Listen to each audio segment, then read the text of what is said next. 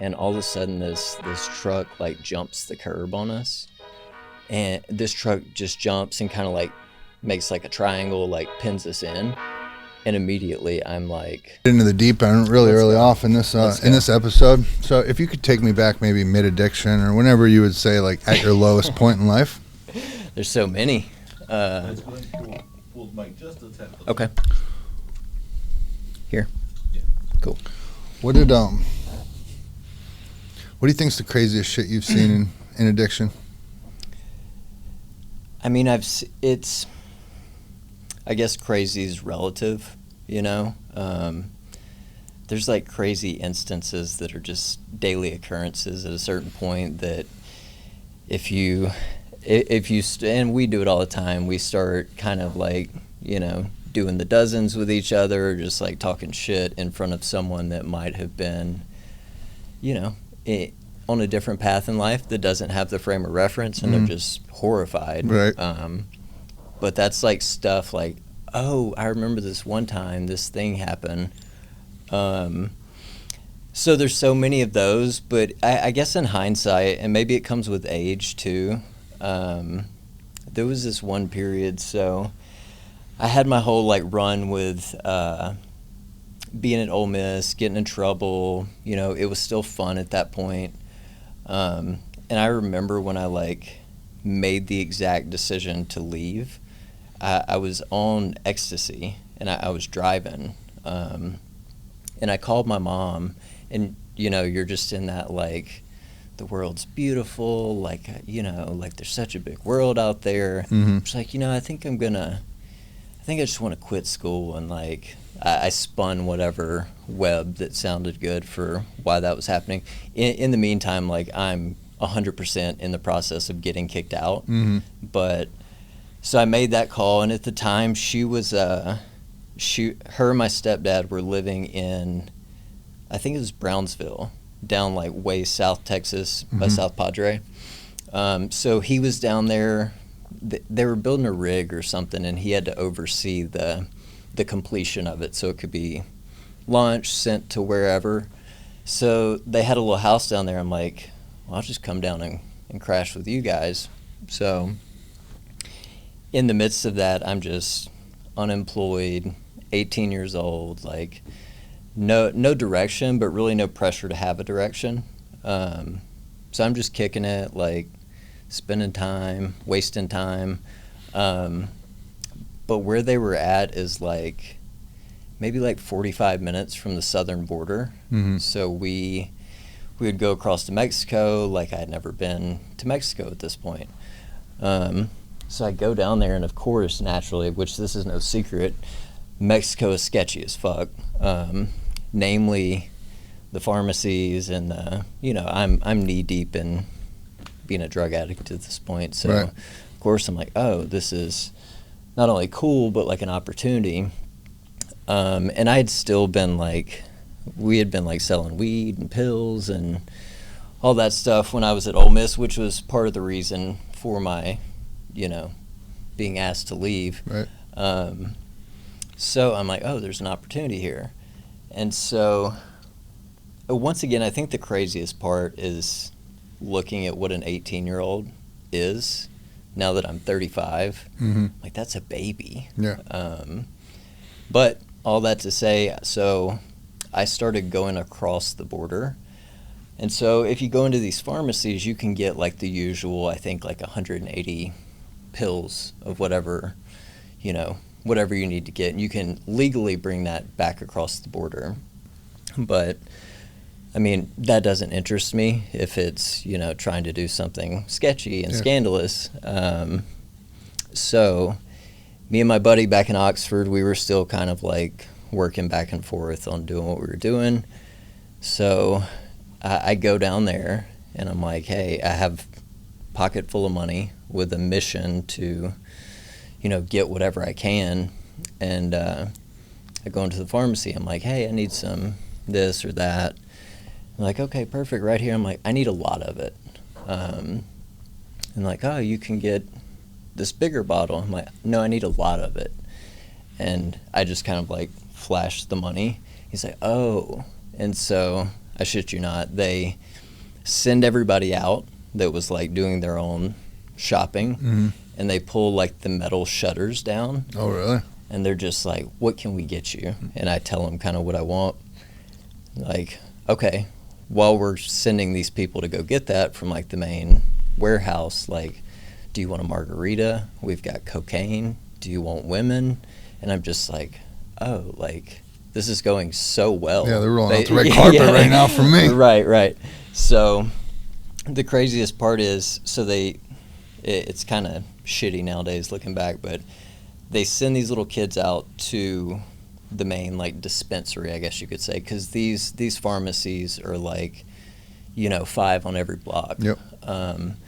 So kid goes out, brings a ton of this stuff back, and it's like your Xanax and your Valium and all these kind of things. But they're all in blister packs. So like if you get a box of aspirin and you got to pop one out. Right. So we did that, except I was getting 9,000 of them on the first time I did it. And that would kind of be like the general, what I would go, like 4,000, 3,000, 8,000. And it's a lot, of course. But when you're doing it blister strip by blister strip, it's like an 8-hour endeavor. Yeah. So we did all that just to get them like out of the packaging. And then they're just like, they know the deal. Like, you're on your own as far as like getting them back. So I just did like a saran wrap type thing. And I just walked across the border and it just worked. And I'm just like, okay, like, so this is what I'm doing now, like with my life. So it kept going well. And like, I just did that for, I don't know, 6 months, maybe a year. I can't remember. It's so fuzzy, like timelines. But then it escalated and got really sketchy. So I had a friend of mine and stepbrother at the time. They came down to like visit, go to the beach. Of course, like all of my friends at that time were in the same mind frame, like, oh, let's get fucked up, 18-year-old, whatever. So I'm like, oh, we'll go across Mexico. Like, they didn't know what I was doing per se, but it was kind of like another trip for me. So they went down, and my thing was like, somehow in the complete lack of discipline that I had in all areas of my life, my main thing was I understood that like I'm in a different country, like this is federal prison in Mexico, probably isn't great. So my rule was like, I'm staying sober. I'm not taking these pills. I'm not drinking. I'm not doing any of that while I'm there until I get back. Yeah. But with them being with me, they're trying to like soak up, like, never been to Mexico. Like, let's get the for real margarita and like, let's get our pills and let's be fucked up in Mexico. So I did what I was going to do. They're kind of enjoying it as a tourist aspect, which is cool, like, and so we made probably like the biggest mistake that like not only a foreigner but like some white dudes like look very touristy could make, which was to stay there after dark. We were probably like 3 or 4 miles deep in Mexico, which most of the stuff is kind of like right across the bridge. That's like get your piñatas and get your whatever. We were a little deeper than I was comfortable with as far as from the border. And like I said, at this point, I'm kind of babysitting them. Who are you with again? It was a friend of mine at the time, like high school friend. He had like flown in or driven down something. And then my stepdad's son. So the stepdad that lived down there was doing the work. It was his son. So basically, we're there after dark, but it's turned into like a me babysitting them situation because, like I said, they've, got all their margaritas and their whatever substances, and they're just kind of stumbling around like very stereotypical, tourist that's vulnerable. So we're just walking down this street and it's pitch black. and all of a sudden this truck like jumps the curb on us, and so it's like a wall here, street here, and this truck just jumps and kind of like makes like a triangle, like pins us in, and immediately I'm like, I don't know what this is, but like I'm not gonna figure it out. They're kind of compromised as far as their state of mind, so like I'm self-preservation. I dip, I hit a couple blocks, like make some turns, and so they get basically like zip tied and thrown in the back of just this random like Dodge Ram. Dudes jump out on them, hem them up, and so we're already deep in Mexico, past the touristy stuff, and I'm like on back streets now. Even though you're deep in there, there's typically like that main kind of tourist border town road that you kind of stick to, but I'm off like way removed from where anyone should be. Right. So I'm like jumping through like you see in like a, you know, like the favelas, essentially, just like tent houses, you know, like people sleeping, stuff like that. And it's the only thing I can compare it to is just like the over the top, like James Bond in Colombia, like, you know, that kind of shit. And I'm just so wigged out. And mind you, I have all this stuff strapped to me as well. So I'm like, I got to get back to the border. Which if you've been down to that border crossing, the bridge is really long and it's wide open. During the day, it's like, you know, tons of cars, standstill traffic, but it wasn't like that at this point. So I'm just running, and there was this van parked on the street with the sliding door open, and I just run and jump into this van, and it's just parked. You know, I can see there's like somebody in there. I'm just like, you got to help me. But it's just like 4 dudes my age, just like chilling, like doing whatever they were doing. Like, what the fuck? Yeah. So they were probably just as sketched out as I was about the truck that rolled up on us. So I'm like, hey, I got to get to the border, like, but I got to hide. Can I stay here? And they like close the door, and they're like, yeah, like what's going on, in like a language barrier kind of situation. Oh, they're Mexican? Yeah, okay. Yeah. This is still in Mexico, and I didn't know if there were other Americans. No. This is just like people that live there in their car. I'm like, I'm going to the border. I just need to chill here for a second. Like some dudes just like snatched up my brother and my friend. Like, just let me chill for a second. Like, yeah, no worries. So I sat there for a little bit, and I'm trying to like get my nerve back a little. I'm like, all right, so I'm not just trying to get away from these people. I'm still have this border situation at hand, and I'm by no means like above board on what that's going to be. So I book it, run all the way to the border crossing. And so I don't know if it's still like this, but at the time there's, of course, like the customs kind of indoor part that you go through, but there's also like a turnstile, like at a Subway or something, and it costs $0.25 to get through it. And I have no quarter, like, because who has $0.25? Right. So I turn around, I run all the way back across this bridge to that same van. And ask for like, $0.25. I'm back. I need $0.25. I forgot. Like, and they're like, yeah. And they gave me $0.25. I get through. It was a little more precarious because I wasn't like in a huge line of people, but I just kind of like sobered up and like, yep, American blonde kid, like, you know, just used all that to my like favor. And so I get to the other side.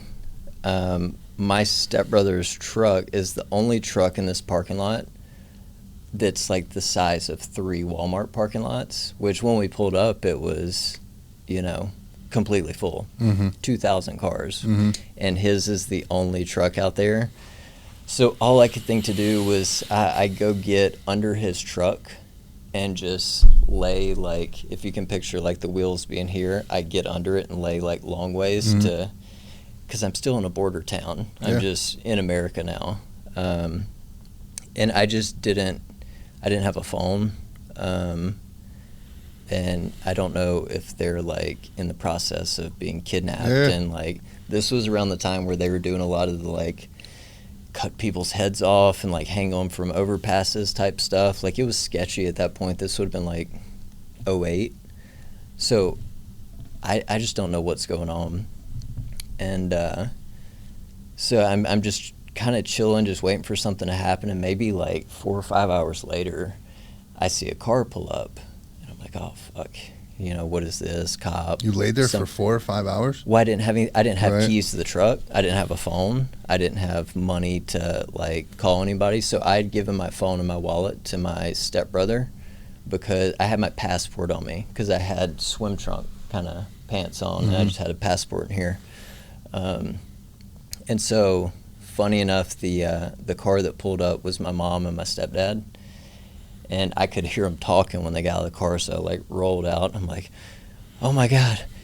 So him, like, they got, you know, trying to explain the story, and they're like, they ran to me and like, oh, my God, we're so glad you're okay. And they filled in the pieces. Those were cops that had pulled up and snatched them off the sidewalk, just completely unmarked, no, like, police uniform. But they were more concerned about me because they immediately got to the jail, made a phone call. So while I'm thinking, like, what happened to them, they're calling my mom and stepdad, like, hey, we're good. We're just in jail, but we don't know what happened to Lance. Like, he took off running. Last time we saw him, they haven't brought him in. So for all they knew, I was just still in Mexico. And so they're like, all right, well, we know where the jail's at. Like, we're gonna go get them. You can just stay here. And I'm like, oh no, I'm going with you after what I just went through. Yeah. And I still had everything strapped into me or on me. So you're walking in the police station? No, I walked back into Mexico first off, and then we find the police station, and it's just this, like, cartoon ass jail. Yeah. So it's like a cinder block building. I can see them. It's like a room where the judge is, which is just some random Mexican guy with a desk, and there's one jail cell. So I just go around the back, and I'm, like, literally like a cartoon jail, like, looking at them through the bars, and it's just them two. And stepdad goes in, he's like, what's their bond or whatever's going on here? He's like, how much do you have in your wallet? And he's like, $270. He's like, their bond is $270. And they had already taken all of the money out of our respective wallets. And we just went back.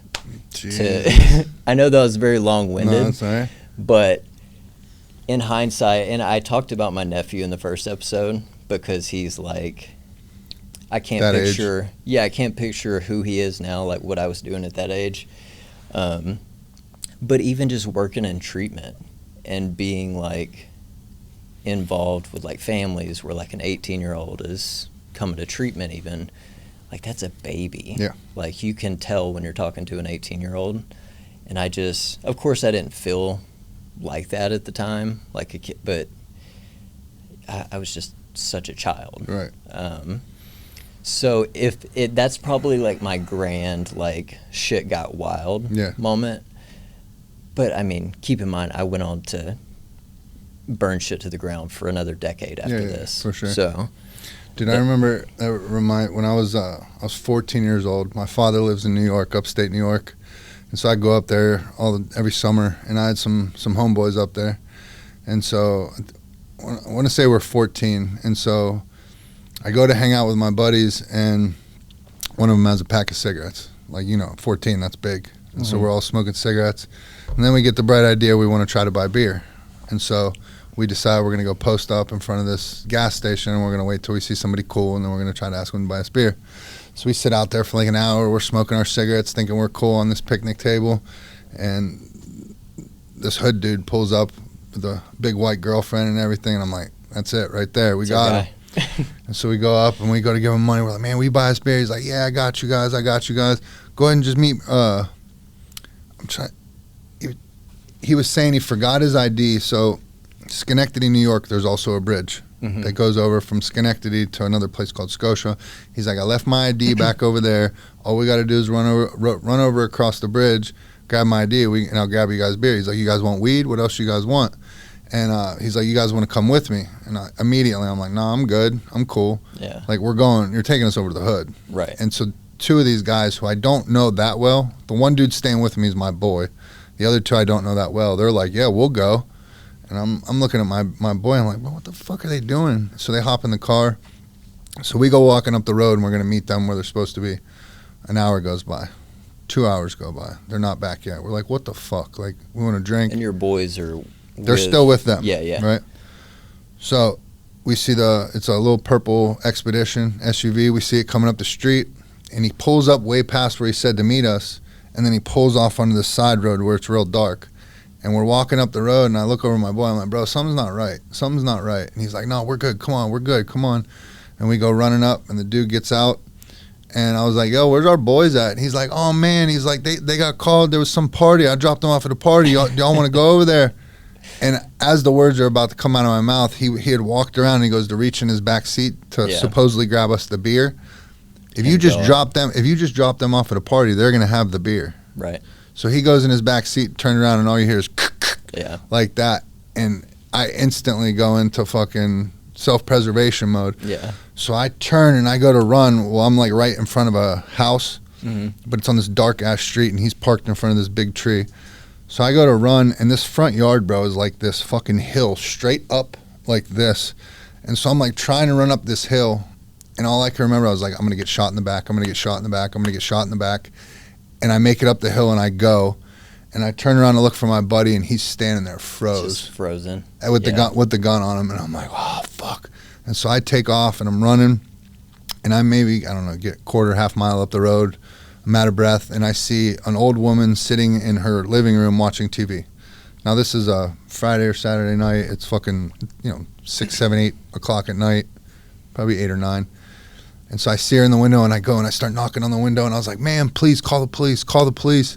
My friends are getting robbed, call the police. And she comes to the window, and she goes, if you don't get out of here, I'm going to call the police. I was like, please, call the police. She's in self-preservation at that point, And all of a sudden, I hear coming up the road, I hear feet pattering, and I'm like, oh, fuck, he's coming after me. And so I hop down in the bushes.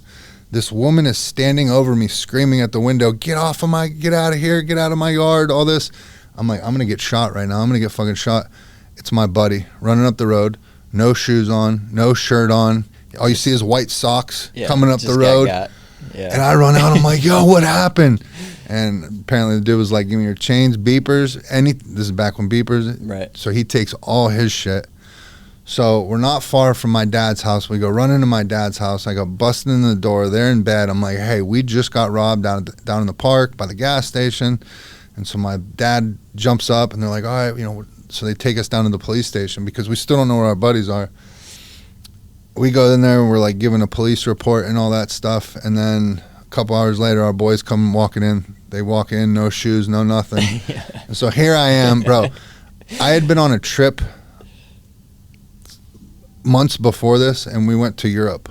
I was not part of Spanish or French club, but the Spanish and French club went, and my mom got it so I could go. Nice. And so I went over there, and so when I was over in Italy, I had bought like a gold chain, a gold bracelet.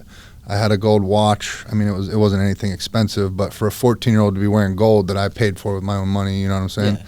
So I still have all this stuff on me. Right. And survived the jacking. Yeah, and all these guys are like that. And so because we're underage, the next day the paper comes out, and it said 4 youths robbed in quest for beer. 2 others face felony charges. And so then you read the thing, and all it says about me is at the very end, it says, and the 4th youth fled. And I was like, let's fucking go. No, it's funny. Like that's very kind of, I mean, I know that scenario. It's happened a few times where it's like there's that moment where it's like some real shit happens, like some life-threatening stuff. And I would say, like, beyond being able to tell the story and being okay and having survived it or whatever, you've probably got some of this from the military. Like, the one good insight you get from being in those situations is, like, people can talk on, like, man, I swear if this ever happened, like, this is what I'd do. Yeah.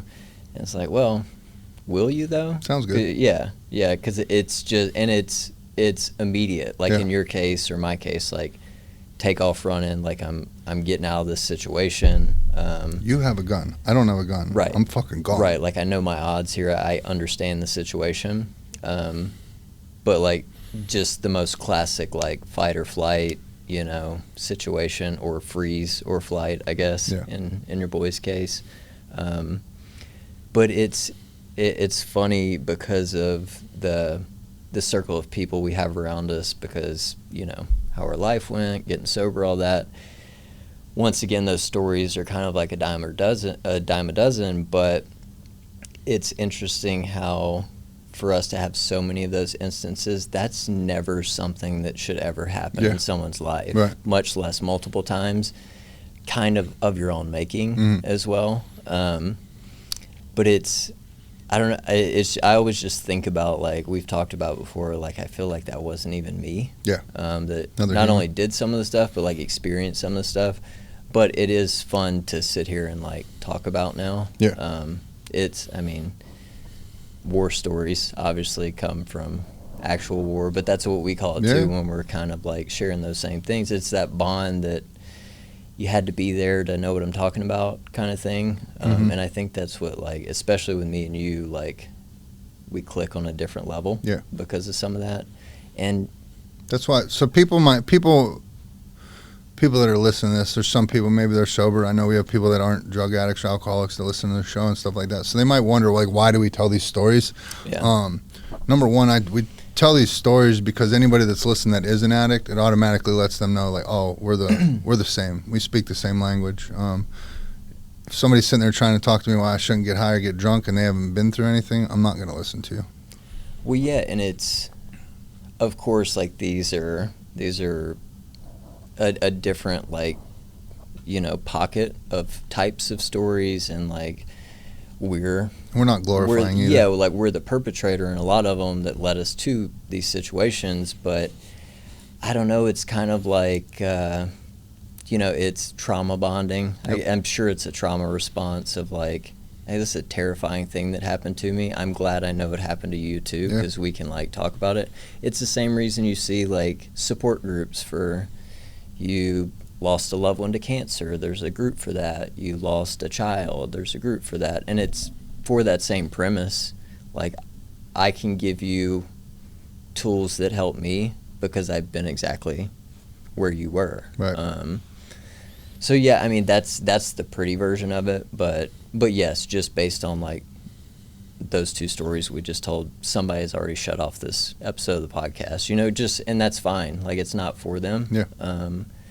But yeah, I think it's like you said, it lets the ones that have been there know, like, we speak the same language.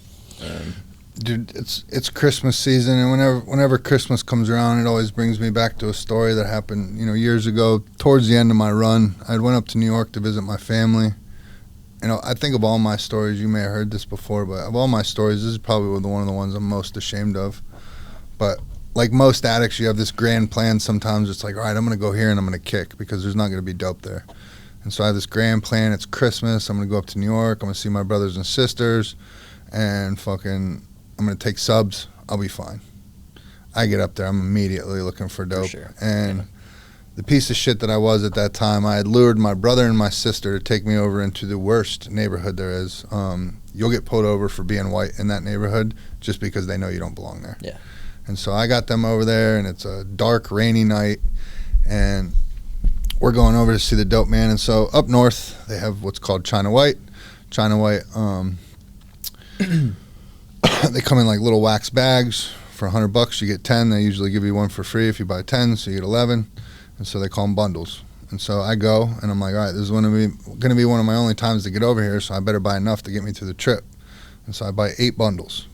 And so we're leaving this neighborhood, and we were waiting for the guy to answer the phone. And while we were waiting for him to answer the phone, we went to Dunkin' Donuts and got a coffee. And so I have a hot coffee in my lap, and we're driving. We score the dope. We're leaving. We're pulling out of the way, and we get pulled over for being in that neighborhood. Now, I'm currently on bond in Texas in multiple counties. I'm not even supposed to be out of the state, but I've already left the state now. And so I'm like, I'm fucked. As soon as they run my ID and see it's out of state, I'm fucked. I'm going away forever. And so I got 8 bundles on me. And so immediately I start fucking. I have no other recourse. I got to get rid of this shit. Brother and sister in the car, right? Yeah, sister in backseat, brother driving. Yeah. And so I start eating the bundles, and I'm swallowing it with scalding hot coffee, bro. Scalding hot coffee. So I get 6 bundles down. I just swallowed $600 worth of dope, and the cops are here now. They're walking up, and so I don't know what else to do. And I remember I had on baggy sweatpants, basketball shorts underneath, and then boxers, obviously. And so all I know what to do is take them, and I just put them like on my lap on top of the shorts underneath the sweatpants. And so I got 2 bundles sitting there. One cop comes up here, one cop comes up here. They got the lights shining on there, and we're looking over here, and they're asking us all these questions. They want our IDs. I'm like, oh, I'm fucked. And then this cop goes, what's that? And I look over, and he's shining it down here. Back then I was a gangster, so my pants were sagging. And so my sweatpants are down, and you can clearly see one of the bundles sticking out of my fucking sweatpants. Right? It's come back to me now where he can see it. And I was like, oh my God. And so I reached down real quick, and the only thing I knew what to do to try to have a prayer was to try to push it down so it fell down in my leg. Right. But then if they pull me out of the car, it's going to fall out of the bottom. Yeah. There's no elastic on the bottom.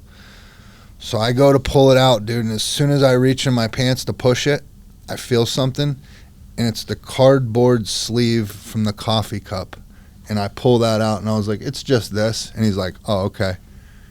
Let us go run your IDs. And so they go walking back, and I'm like, oh my fucking God. I was 1 coffee sleeve away from life in prison. Right. Yeah. And so then my sister finds a fucking bottled water in the back seat with just like this much in it. She hands it up to me.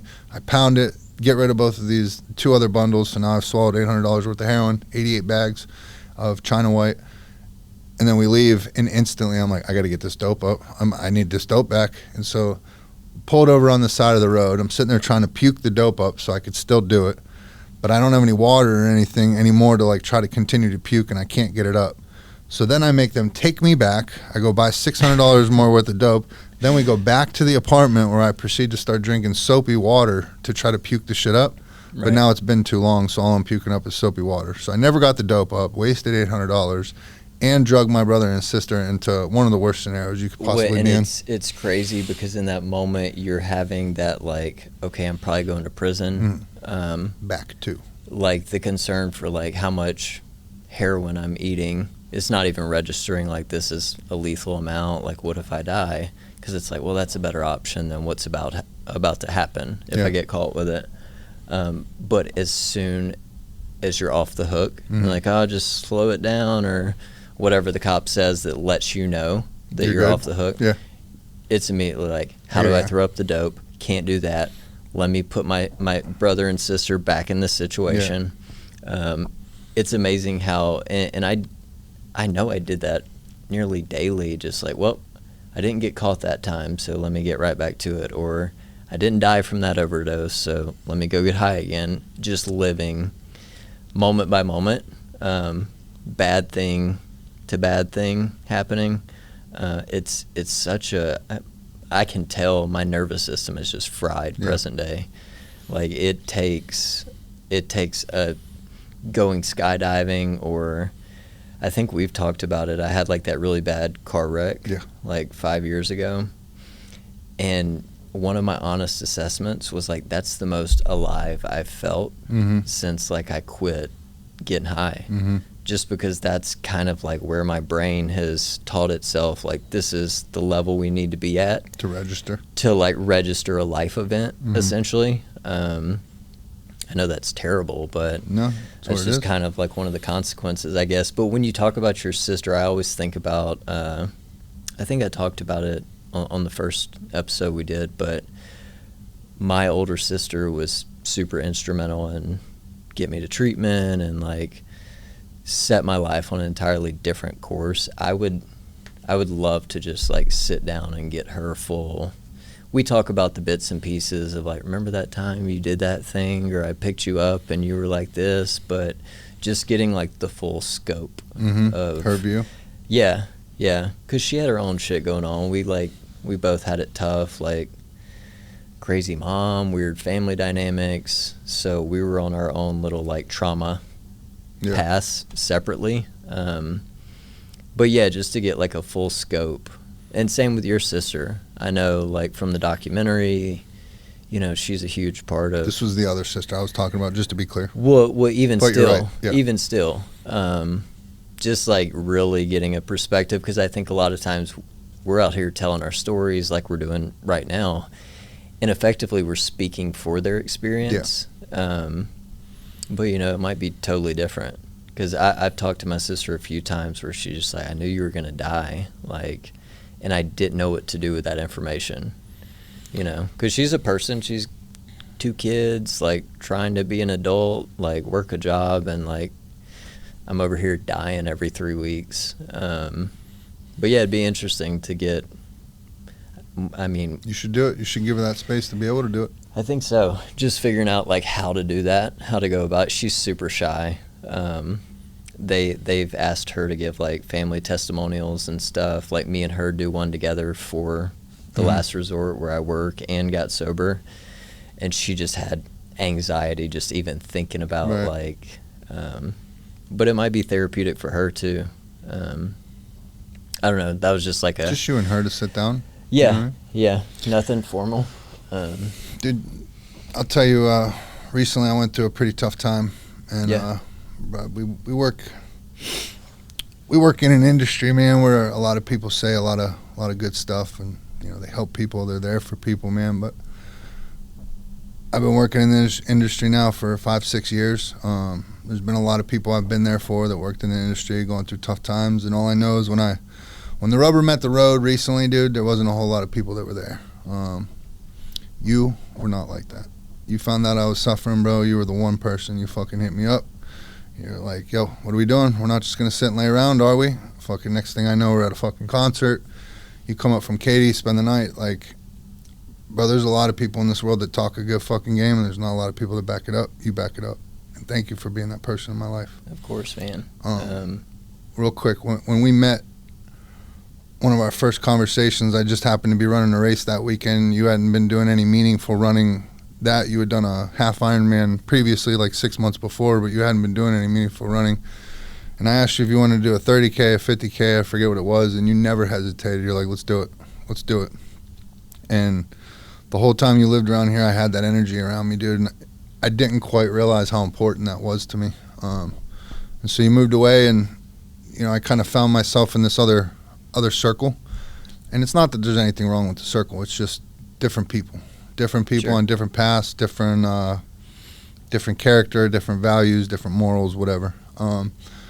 But I ended up going and doing a workout at this other place, and there was a guy there, and you know, I just happened to be running a Spartan this weekend. I was like, hey bro, I'm running a Spartan this weekend, you want to do it? And yes, immediately. And so we went and ran this Spartan, bro, and it was like this wake up for me where it was like, oh shit, Lance kind of moved away, and I let myself get comfortable. And the gym has just been like a normal part of my life. Like, I go to the gym every day, it's what I do, but there's no more like extreme fucking people pushing you, this and that. And like, the gym is not really a community thing for me anymore. I show up at the gym, I do my workouts, I'm out each day. And so, bro, it's got me back into running, it's got me back going to running groups, it's got me back signing up for fucking races. So all that to say, on some corny shit, dog, I fucking miss you. It really fucking hit me when you moved away, but it didn't matter that there was some distance between us. Thank you for fucking showing up for me, dude. Of course, man. And I mean, you summed it up. But yeah, like, I think, I mean, I guess like the nature of like how our relationship started and like how immediate it was, like, this dude's my other half. I think we both had the ability to recognize that's a gift. That's not you're not going to get many of those. And we've been through our shit, you know, but here we are, you know. But yeah, you know this about me, and you give me shit for it. I'll be the first one to walk in and like shake somebody's hand, like vibe check a little bit, but yeah, fuck that dude. Yeah. And it's kind of that thing where and I've told you, like, this is not healthy at all, but I'll be like, hey, I kind of assess like who that person is, who I am, and I don't see a situation where that person is ever going to be valuable to me personally. And life's too short. Like, I can't do the fucking around, like, you know, checking the box of pleasantries. I would rather have one person like you than 40 of that guy. And bro, there's been so many people where you'll be like, yo, fuck that dude. I'm like, no, man, I'm telling you, he's cool. Like, give him a chance like that. And then 1 or 2 months later, I'll come back and be like, bro, fuck that dude. You're right. Like, I don't know, man. I don't know. It's a weird thing, dude. Everyone likes to talk a really good game, but there's no authenticity. There's no realness to it. I just don't get it. Yeah. I don't know. I think it goes back to some of the stuff we were just talking about at the beginning. Like, you've been through some shit. Like, you've seen people come and go. And then I think it happens when you get sober too, because you are introduced to that community of like love and tolerance and brother this and, you know, here for you that. And then you start seeing that it's really just like a microcosm of like the world, just in the recovery space. Like, you're going to have the sleazy dudes, you're going to have like the insane person over here, you're going to have this person that's like being controlling, and you got to work steps or you're going to die, and like, you know, being that guy. And then that guy can't stay sober for 6 months at a time. But within that, it's like those same people exist. I mean, you've got the family members, anything you need, you let me know. And it's like, hey, I need a ride. Oh man, like, you know. Right. So I think that's just the world. There's people like that. I think we've just made a very distinct like promise to ourselves to not be that guy. Yeah. Coupled with like some of the shit we've been through.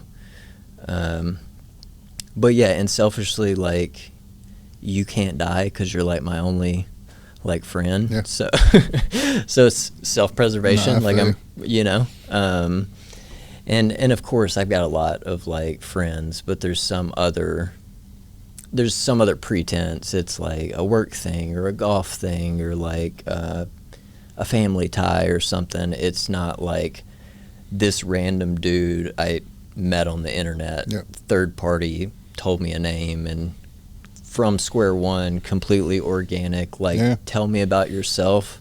I like it, and now let's form a 30-year-long friendship in 6 months. Yeah. You know? Yep. And that's kind of what happened. Like, I doubt that will ever happen in my life personally with anybody. I could be wrong, pleasantly surprised, but I mean, like, you've got in some circles where it sounds like people are kind of showing up, like how there's more of us out here, dog. I found some. Yeah, and I think that's the thing. Just get into that circle, you know, where people are like-minded. There's a lot of wild thoughts floating around these days, so it's harder and harder to find, you know, that common ground. But yeah, glad you didn't do some dumb shit and spin off, because I wasn't gonna let it happen. Yeah. But I appreciate it. And you can fall apart tomorrow, and I'll drive right back. I know you will. Yeah. I know you will. Dude, I think there's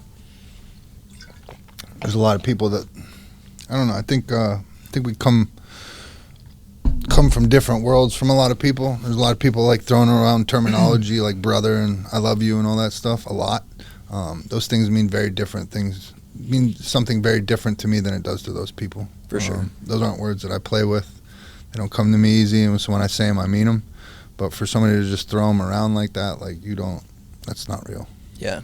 And I think, like, there's always that aspect. I mean, you see it all the time with dudes that are in treatment. They get a week sober, get out of detox, and now it's like, oh, I got to make amends. I gotta pay my mom back for this. And it's that sense of like, which it's not totally misplaced, like, I gotta make up for what I've done. Yeah.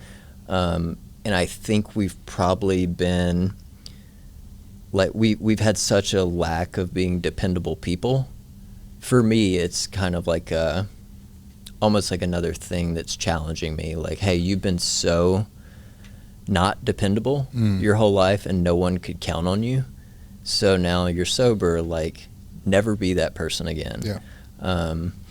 And that, I think there's some of that in there, just like living amends, if you want to put it like that. Like, I'm not going to be that guy again, because I had an excuse because I just didn't have my wits about me to show up any better. But like I'm sober, I'm employed, like I got a car, why can't I drive if you're calling me telling me you need something? Who would I be to not fucking show up? Yeah, a lot of different things. At some point I'm gonna have to get just like a real good therapist to just crack my head open, but I got a great one, dude. I got some thoughts about where a lot of things come from, just from doing some like inward looking for myself, and of course with like people that know what they're talking about. But yeah, there's a lot of shit in there. Yeah, quite a bit. Some of it's buried and will never be seen again, but I think there are some things that I would, just from me being inquisitive and like analytical, like why do I do that in this situation? It's been very eye-opening to me, dude. Very eye-opening. So much stuff comes from childhood that you don't think is a thing, but then this did this, so it made this happen, and then I didn't do anything about it, so it doesn't necessarily come out me getting high. It comes out this way. It's like all like, holy shit. Yeah. It's all connected. Yeah.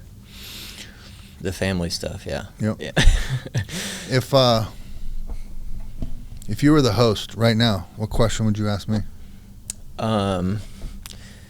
So here's something and I think it's a respect for not wanting to overstep, but also I'm not like super knowledgeable, but I've always wondered with your like military stuff, I know like there's like brief, kind of like pockets in the documentary where it's like, what job were you doing? Like what, I guess just the same way you would want to know like my craziest dope shooting story, like what was like your just like fucking war kind of like moments that either A, were awesome because of like in spite of this shit happening right outside the wall, like you and these guys were able to like do this thing, or like, hey, this is the most insane shit that I've ever seen and it haunts me night to night. Like I wouldn't ask any veteran that, but like you, so like and you can tell me to fuck off, like if there's stuff out of respect we can talk about off air, but but not so much to put you on the spot, but if you're asking me like what I'm curious about, that even as close as we are, I mean, this, what I'm saying is true. I never ask you about military stuff at all, just because like that's not my gig. So in the Air Force, I was an aircraft mechanic. The Air Force is pretty chill. There was no crazy shit really going on there. I got stationed over in Germany. I was underage, so I was running around drinking. That was the first time I got dope sick. I discovered oxys and was on oxys for a while, and then went without them and thought I had food poisoning. Turned out that wasn't it. But then when I got in the Army, I was already a full-fledged addict. And so I wasn't my Army military career was not an illustrious one. It was a lot of me hiding, trying to stay out of work, stay out of the way so I didn't get piss tested and all that shit. But I will say I got the largest military installation in the entire country in Iraq shut down on painkillers. Nice. Love that. Yeah. Left your mark. Yeah. I was not very popular after that. But my back was injured, and they sent me over into the green zone, into one of Saddam's palaces, which was pretty dope. And so you go over into the green zone, and I thought when we landed there, so let me back up. So I'm hurt, my back's hurt, I'm in a lot of pain. They're hitting me with steroid injections, but they got to fly you over to the green zone and hit you with steroid injections. So they're getting ready to do that. They write me a prescription for Percocet. Them shits were gone before I even got on the fucking Black Hawk. So I get on the Black Hawk, they send me over. As soon as I land in the green zone, I immediately dip into the emergency room and tell them I'm there because of my back, blah, blah, blah, I'm in severe pain. Boom, they write me a prescription for Percocet. So bam, those are gone now. And these are Perc 5, so I'm taking like 30 at a time. You know what I mean? My kidneys are probably, who knows? Screaming. So the next day I go in and you actually see the doctor. I go in and see a major. He writes me a script for 90 Percocets. And then there's a couple days there where you got to wait to catch the next flight out. Within 2 days, those were gone. And so I went back in and tried to get them to write me another script. And I said somebody stole my pills because there was no lockers in the bays. It was only like cubby holes. And so like somebody stole them. They turned me down flat out. And so I'm like, fuck. Now, there was a girl there that I had started kind of talk to had gotten close with while at my time in the Green Zone. And so I remember asking her, I was like, hey, when I go back to my base, Camp Taji, are the computer systems linked where they're going to know what happened here? And she goes, no, not at all. And I was like, all right, cool. And so I fly back there, land, go in there to see, it's a Fulberg colonel, right? He's very high up. Right. And I go in there, and he comes in, and he's like, oh, how we doing, Mr. Livingston? All this. And I'm like, good, sir. He's like, all right, blah, blah, blah. Is there anything I could do for you? And I was like, well, sir, I'd really appreciate if you could write me another script for the pills. I don't have any more. And he goes, oh, okay, when's the last time you took one? And I was like, well, when I ran out of the ones you gave me. And he goes, oh, okay. And he looks at his pad, and he goes, you didn't stop into the emergency room as soon as you landed over in there? That right there should have been my fucking clue that he knew everything. Yeah. But I didn't think he did. No. So I was like, oh, yeah. I was like, I did get those, I'd left those ones here, and I start lying. He's like, okay, so when's the last time you had a Percocet? And I was like, when I ran out of those. He goes, so you didn't get 90 from the major when you were over there? And I was like, yes, sir, I did, but they got stolen. There's a report, all this. And he goes, okay, so when's the last time you had a Percocet? And then I lie and say that, and he goes, so you didn't hit the emergency room again before you left? Like that? And I was like, fuck. And he goes, Mr. Livingston, do you have any, and he started off like real calm. He's like, do you have any idea how much trouble you can get into for lying to and he starts yelling, to a Fulberg fucking colonel, and he's screaming, dude. Now, it's rare that you will ever see an officer screaming. Like, they don't have to yell, especially somebody of that rank doesn't have to yell. And so he fucking kicked me out. I basically told me don't ever come back there again for my pain.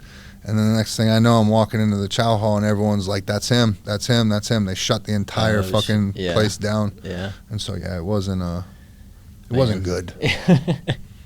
That's wild. So let me ask you this, and this is and I was getting oxys shipped over through the mail. Oh, nice. And then I wanted to shoot them, so I would go to the med bay, and I would steal used needles out of the sharps container that I have no idea what was in those. Right. Could have been fucking smallpox vaccines, everything like that. No, and then I would use that to shoot up my oxys in Iraq. Nice. Let me ask you American this. soldier. Yeah. This is like an impossible hypothetical because it's like coulda, woulda thing, but knowing what you know now and all things, if they were equal, would you're still going to be a drug addict, all that stuff.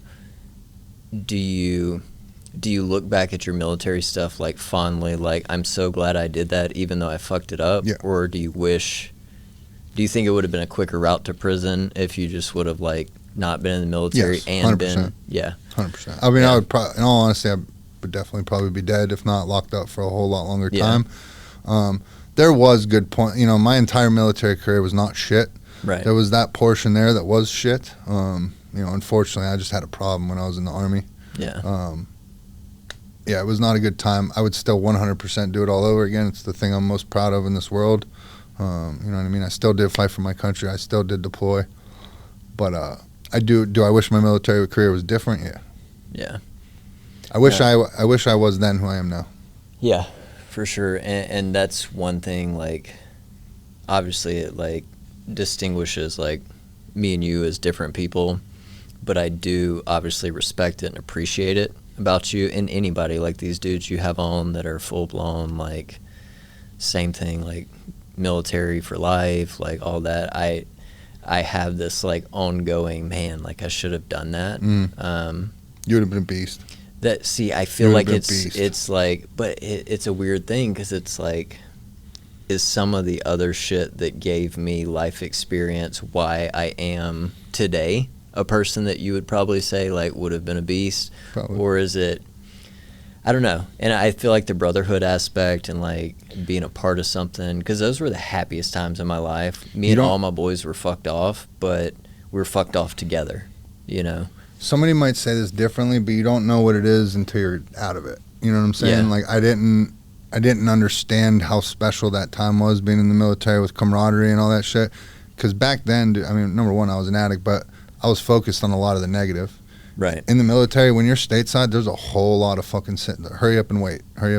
Yeah. So there's just a whole lot of sitting around, a whole lot of not doing shit, a whole lot of police calls where you're just going around picking up cigarette butts and shit, fucking sitting down in the motor pool, it gets boring as shit. And so there's a lot of that time. But then you can look back it sucked while you were doing it, but then you look back and you think about the 3-hour sessions you had out at the smoke pit, sitting there talking shit with guys from, bro, we would get in the deepest debates about fucking the wildest shit. And then, I mean, when you're in Iraq, bro, that's all you do is sit there and talk. Right. And so you're just running out of shit to talk about. So the conversations get way fucking left. wild, dude. Yeah. Wild. All these scenarios of like, for $1 million, would you suck Michael Jordan's dick on the 50-yard line at the Super Bowl on national TV? Like, you just adopt that different sliver of humor, just because. I mean, and once again, it's like you got to do something. You're in a war zone, you know. We had my boy Ashby. He's from Ohio, but he was a sergeant too. But this fucker would eat anything, anything. And so we all were having fun. Fucking, we'd pay him to eat shit. And so first it starts with like a spider, a bee, and a fly, and then the next thing you know, it's like, all right, $200 to eat that whole can of Copenhagen, and then but you can't puke for an hour, and like, bro, it's just you continue to build on that shit. It gets crazy. Yeah. So that we might have talked about that before, because we had this guy. His name was Tony Bice, just good old boy, like redneck. And sorry if Tony Bice ends up seeing this, but we'd always go fishing, like out at the little golf course, and he was that guy too. Like, how much would you give me if I fucking, you know? And it's like, well, we don't want to see that, but we're not going to pay you, but sure, if you want. But he was always proposing, like, for $5, bet me I can't, you know, insert stupid thing. And the two wildest things that he ate or, like, put in his mouth were he caught a little brim while we were fishing. He's like, bet me I won't take a bite out of this fish's stomach, and just like a cheeseburger bit this fish. And we're just like, well, you're clinically insane. And then another instance that was kind of right around the same time, he got like a pinch, like a dip. He dipped snuff and all that. He's like, I'll get a dip of this fire ant bed. So he stirred up a fire ant mound and just got like a big plug and just put it in his mouth. And I'm just like, what? Who is this person? Like, it's a cartoon character, right? You know. Yeah. But yeah, and shit like that just is lost on me too. Like that kind of, like, I don't know, like childhood fuckery that we engaged in. I feel like it's a dying thing. Cell phones, TikTok, whatever. And I know I sound like an old man right now, but that's truly like the best era of my life. Was just meeting up with like your homies, whether it's like ride the bike to get there, your boy comes and picks you up because he's the only one that has a car, and it's just like, what are we gonna do? How are we gonna like entertain ourselves but do something completely that we shouldn't be doing? And just endless days of that. And it's the same thing, right? It's like, man, I can't wait till we're fucking 21 and can just go to the bar, like. But then you look back and like I just said, 35 years, and that's my fondest era, is when I was with dudes that were taking dips of a fire ant bed, you know. But I remember being in grade school, probably 7th, 8th grade, and I had 3 buddies. There were 3 brothers. The one ended up going to the NFL, and I'd be the one white kid over here. That's how I got in. That's how I got experience the soul food and everything. So I was at the cookout. But, bro, they lived out in the country. And so we would go out like deep in the country and knock and run and do all that shit. Well, then we started getting bored. And so then we decided it was a good idea to fill up a country crock tub of butter full of gasoline and just light it off in the middle of the street in the middle of the night, and then sit there and watch as a car would come. And then this dude kicked it over. And so then the gas just spread across the street, and so there's just this huge line of gas fire on the fucking street. Just committing arson on and then there's public highway. Yeah, and then tax dollars are getting wasted as fucking fire trucks are coming out there and shit. Yeah. But yeah, like, it was so much fun. It's like there's like a Jay-Z lyric that I have always related to. I forget which exact verse it comes out of, but truth be told, I had more fun when I was piss poor. I'm pissed off. Because it's basically like, this dude's a billionaire, but even him in that position, we haven't like got to anywhere near a Jay-Z level of like accomplishment or money or fame or seeing the world.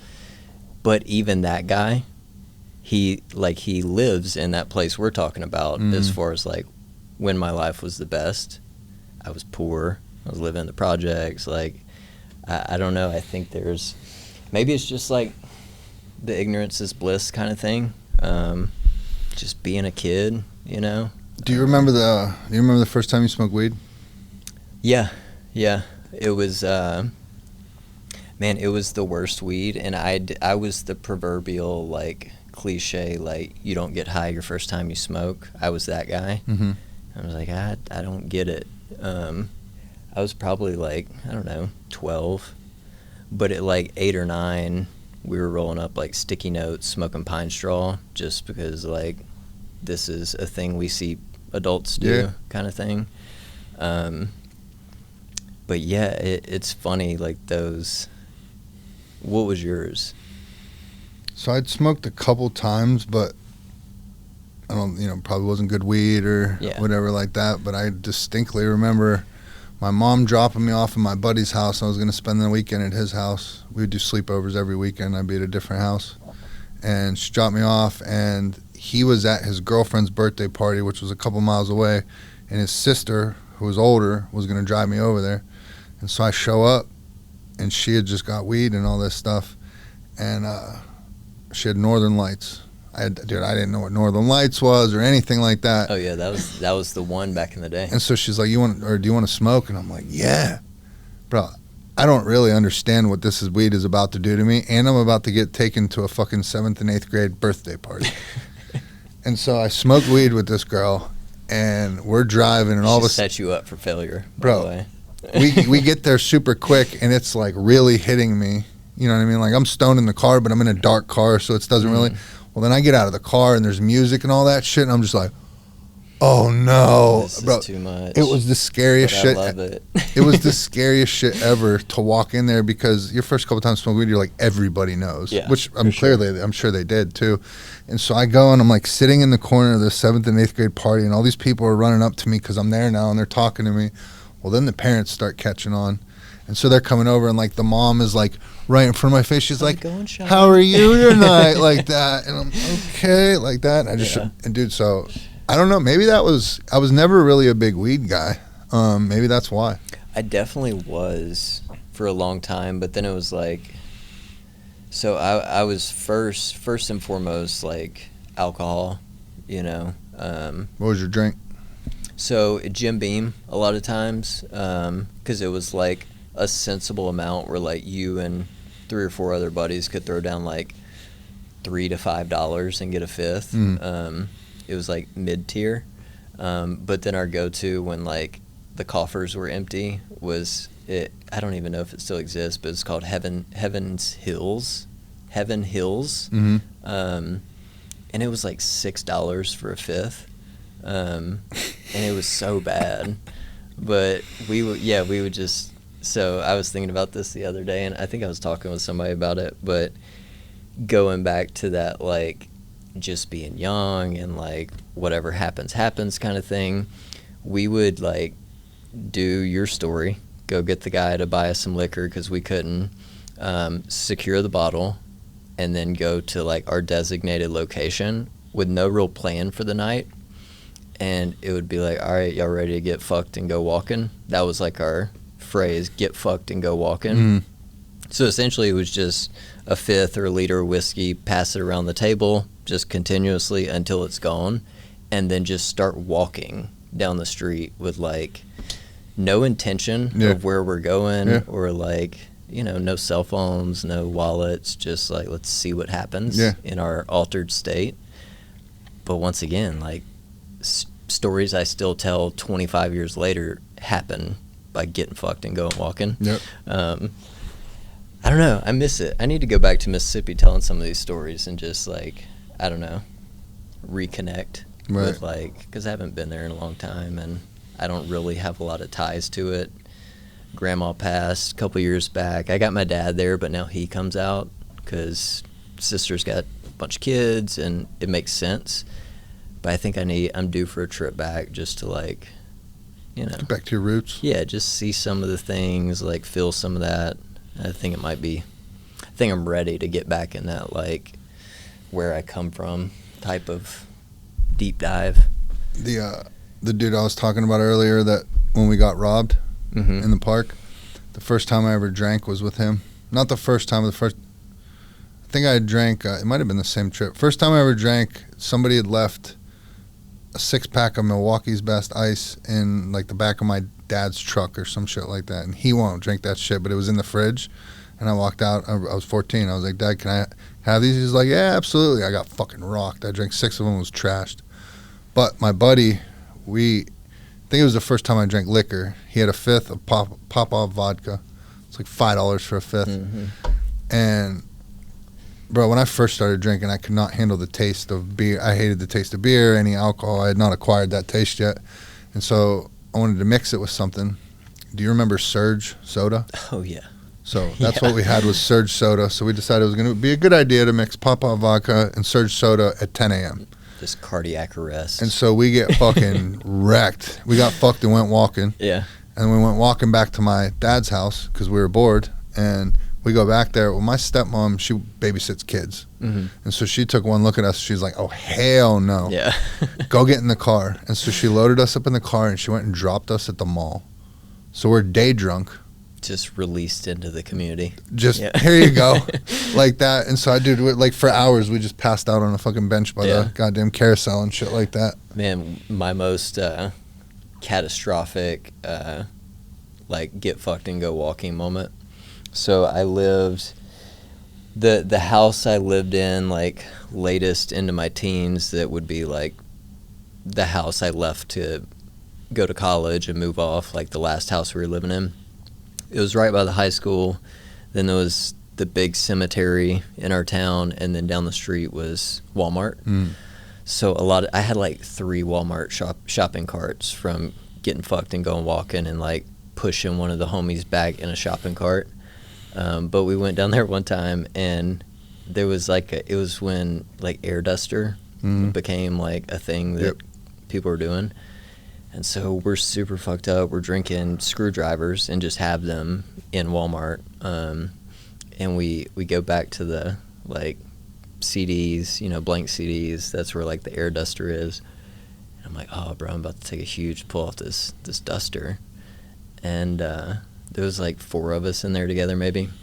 And so just, you know, like. That was a perfect sound, too. That's exactly how it sounds. Yeah.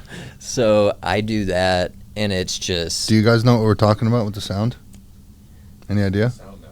The air duster, it's like... When you huff air duster, that's what it sounds like in your head. Yeah. Like after you hit it, it goes like that. So I basically just go lights out, you know. Because you, like, lose motor function, basically. And I started falling and, like, trying to grab onto the shelves and, like, pulling shelves of CDs down and, you know, ink cartridges and stuff. Lights out. And then I just wake up and there's like none of my boys are there. Self-preservation. So I just hear over the loudspeaker like, please open the back door for the ambulance, like, you know. And it's like a situation is happening. This is when Walmart used to like stay open like all the time. And so I just wake up flat on my back and I'm completely wet and my eyes are burning from dropping my drink on me, just like crumbled. And so I've got like 3 Walmart employees and the intercom's going off and whatnot. And they're just like, are you okay? Like, stay here? And I'm just like, I had my phone, I was like clutching it. It's some bullshit like Kyocera or something. And all I could think of after I summed up like what was happening and what had happened was, oh no, I'm good. I'm just sending a text. And I just showed on my phone. I'm like, oh, just sending a text. No worries. As I'm laying here on my back and they're like sending the paramedic in for me. And so I get up and I'm like, just like moving on back with my phone, like sending a text. And I just take off running and then just run back home. And then I'm sure we did it like 2 days later again, just like small town fucking shenanigans, you know. I don't know. This is warming my heart to like talk about some of this in the weirdest way. I know what you're saying. when I was living in Miami, there was a dude I'd get high with. He was from New York. Bibiano was what he was, Bobby. But he picked me up and he had like a huge. He worked for his brother and they did like sheet metal and stuff like that. And so he didn't have a car, so he literally stole one of his brother's fucking box trucks. And so we drive all the way down to Miami to go get dope in this huge box truck. And so we get it and we do it. And I have no idea what got into me. So when he used to get, only when he would get high, he would do weird shit. Like he would start going zip, zip, zip, zippity, zippity doo da, zippity doo da. And just catch Tourette's from getting high. He'd do shit like that, but it was only when he was high. He would never do it.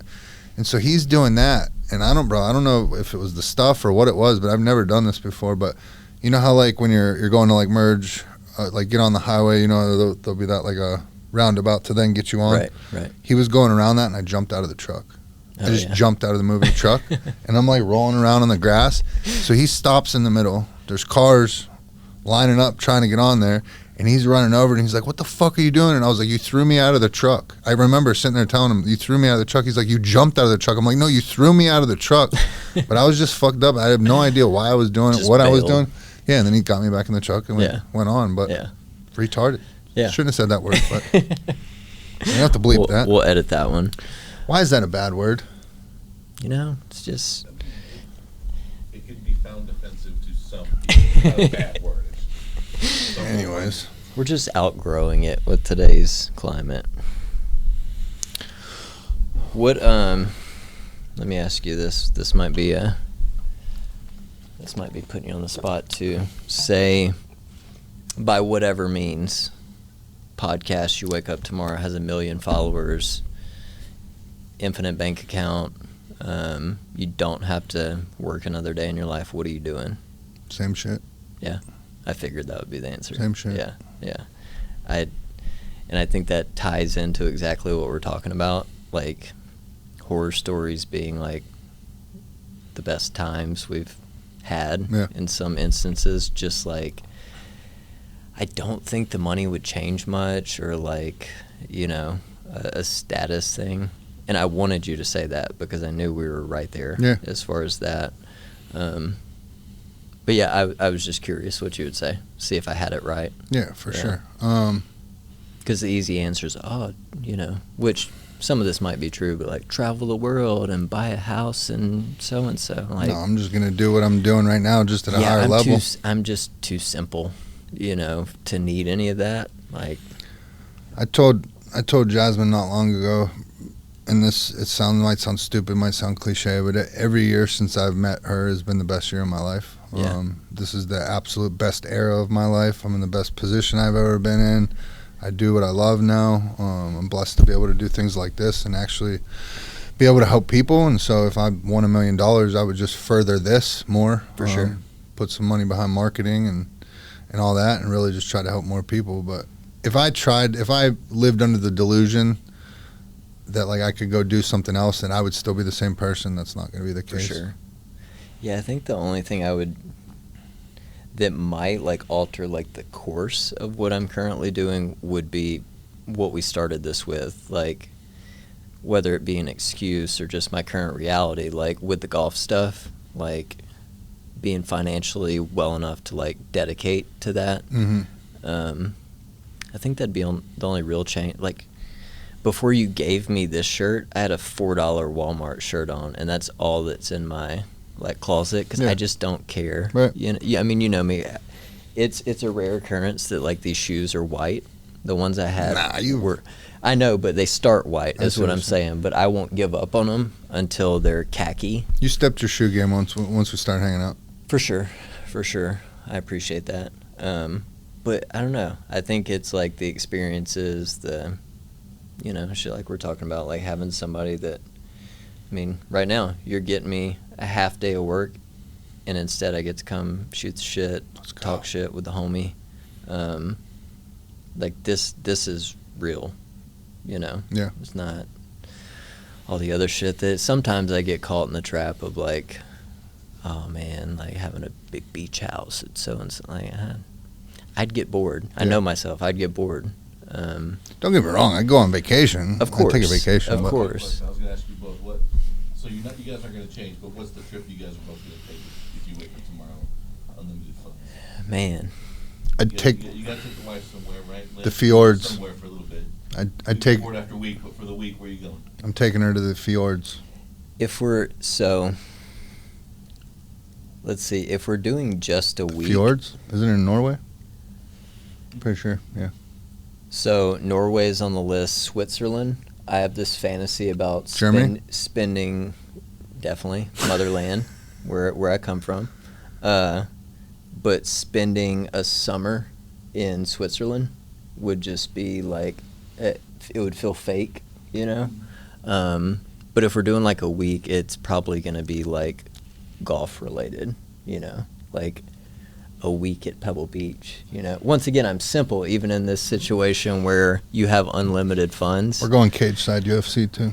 Ooh, yeah. Yeah, there you go.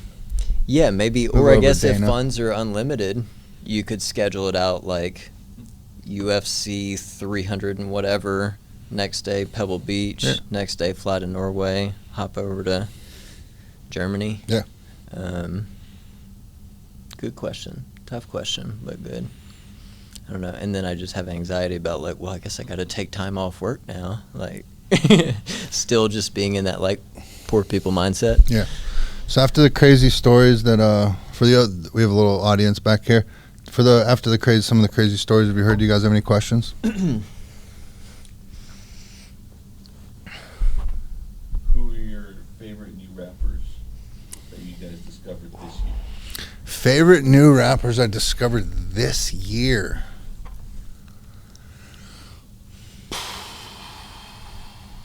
Or the ones that came to prominence this year? You got like R.J. Payne is one for me. So this is more of like a Spotty. So Jason, our award-winning videographer, asked what rappers we might have found out about within the past year that are our new shit, right? That was the question. For me, I went and saw the Locks 30th. We went and saw the Locks 30th anniversary. There was a guy named Spotty Wi-Fi. He started following the podcast on Instagram. Shout out Spotty Wi-Fi. But him, definitely discovered him. He's a beast. Yeah. RJ Payne's a beast. Man, there's not a whole lot of new people. That dude was really good to be like I guess it makes sense. He was like the opener. Well, it seemed like he was the least street of them. For sure. So I don't know. Maybe they were expecting like more white kids there at the concert. Maybe. So they like tried to soften it. He was rapping about crypto the whole time, but it was so apparently good. he's big in crypto. I saw some article. I would imagine he like got rich off that. Yeah. And then was like, oh, now I can like actually rap. Yeah, he's dope. I would say like one of my guilty pleasures, just because it's so catchy, is Big X the Plug. Mm-hmm. Like he's got some bangers that are like kind of silly, you know, very Mike Jones-esque, but at the same time it slaps, you know. Yeah. Man. He doesn't take himself too seriously either. Yeah. It works. Yeah, he kind of like plays off the fact like it's like, hey, I'm not trying to be super serious, so like if you don't take me serious, that's fine, because, you know. Have you seen Gladiator 2? No, I want to see it. Go see it. Bro, what you absolutely have to watch as soon as you get back to the nearest TV screen with Netflix. Oh, you're getting me excited. Bro, it just came out like, I think it was like 2 nights ago, maybe Sunday or something. It's called Kings of Tupelo. Just came out on Netflix by the same creator as Tiger King. And so the premise, if there is one, it starts out in Tupelo, where Elvis is from. Mm-hmm. And this is spoiler alert for, well, you'll see it by the time this comes out. Well, don't tell him. Is it going to spoil for me when I go home and watch it? No, because even if I tell you, A, you won't believe that's the case, Okay. but B, you also will have no fucking idea what's going on. So Elvis impersonators, that basically that evolves into uncovering body harvesting and sales on the black market, and that evolves into attempted assassination of President Obama, and these are all very closely and directly linked. but just picture the guy from Joe Exotic being at the epicenter of all these things. I'm not going to do it justice. You just have to watch it. I've got one episode left, and I don't even know what's going to happen. We signed off with a karate instructor that's also a Wayne Newton impersonator going to federal prison for... I know what I'm watching tonight. It's wild. I don't know. Yeah, we'll have to...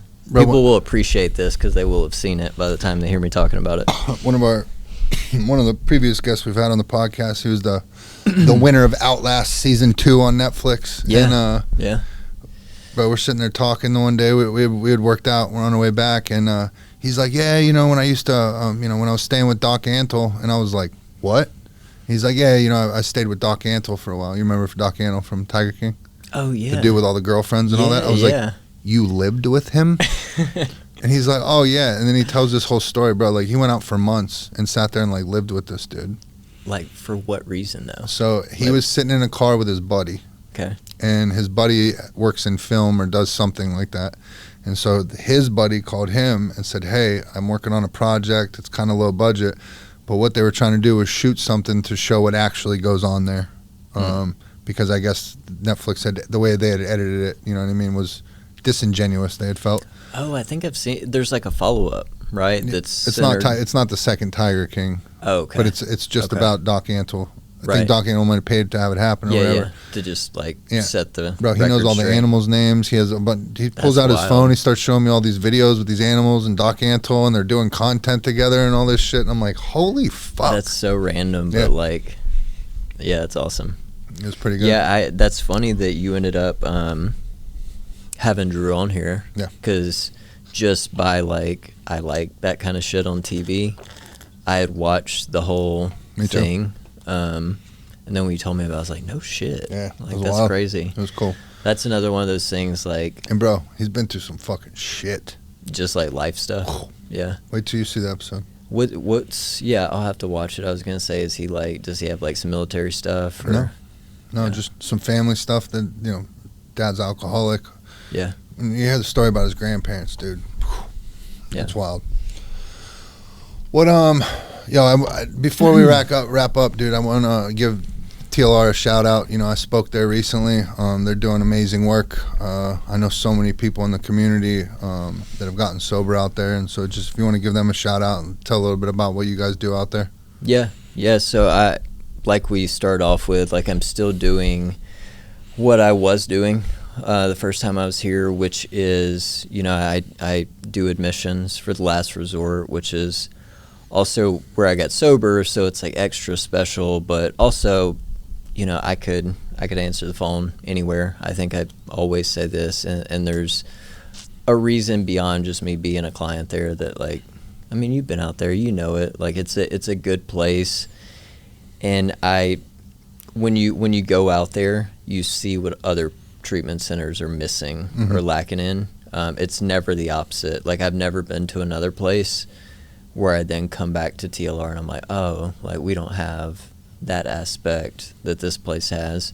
So yeah, it's, and I was talking to some of the guys out there. I actually saw Austin with 4D Wellness, who they're doing the fitness programming. Yeah.